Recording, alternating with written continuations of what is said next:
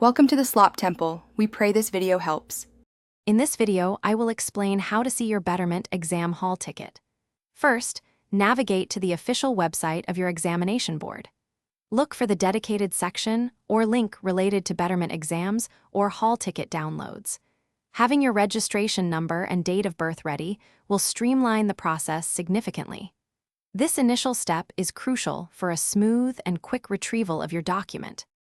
Once you've found the correct link, click on it to proceed. You will then be prompted to enter your credentials.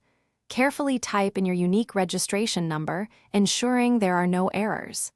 Next, input your date of birth, paying close attention to the specified format, which is often day, month, year.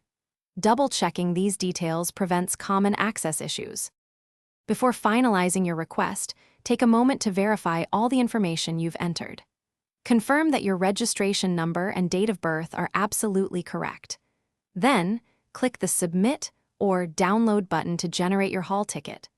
Once displayed, save the hall ticket as a PDF file to a secure and easily accessible location on your device.